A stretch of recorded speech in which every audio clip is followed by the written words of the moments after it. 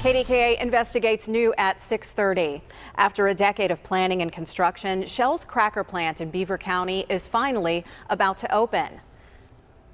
While some say it's already creating jobs and poised to bring an even bigger economic boom, others worry it'll be nothing more than an environmental bust.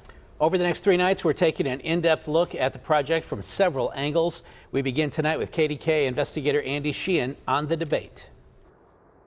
If you haven't yet seen it for yourself, it's worth a trip just to get an idea of the sheer size of it. The mammoth, multi-million-dollar cracker complex stretches for a mile along the banks of the Ohio, covering 780 acres of repurposed land with this ominous-looking metal fortress of towers, tanks, and pipes. It took 6,000 construction workers to build it, and when it becomes operational later this summer, it will need another 600 workers to run it. But its economic impact may be far greater. It's the largest private development in the region since Andrew Carnegie built the steel mills, and many hope it will spawn a new industry to fill the void steel has left behind. To see some of those tens of thousands of jobs that have been lost to be back. Good union paying jobs with benefits like the mills used to have. But to others, the cracker is a backward step into the past, inviting another polluting industry into the river valley that is coming back environmentally, with fish and wildlife not seen here in more than a century, like these ospreys flying overhead.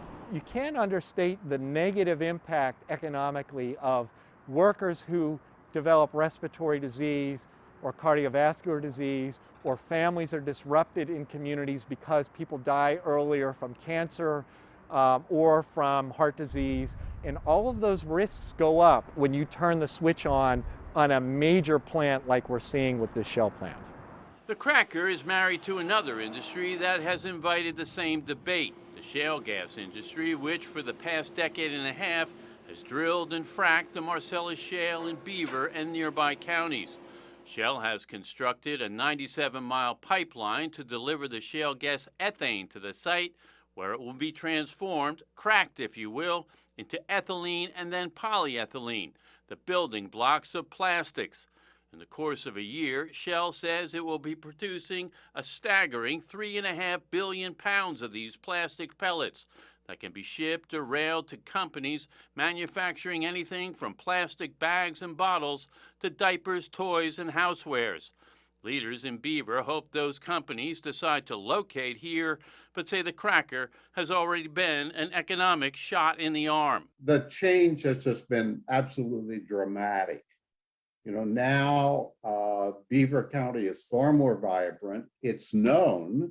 I mean, people know about Beaver County now all over the world. The problem now is finding people for jobs. I mean, there are so many job openings and job opportunities in Beaver County that the problem is finding people to fill them. But environmentalists say these gains will be short-lived now that the construction workers are packing up.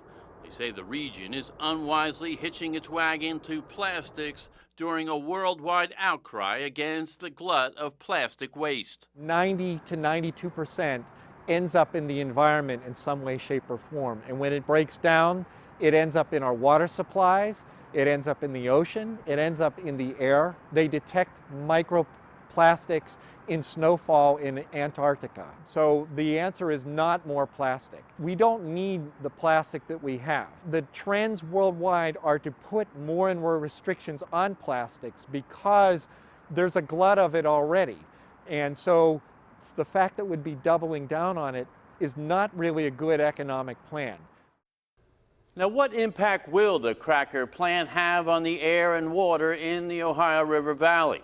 Tomorrow night at 6, I'll go more in depth with local environmentalists about their concerns about emissions, and I'll talk with Shell about their efforts to address those concerns. Andy Sheehan, KDKA News.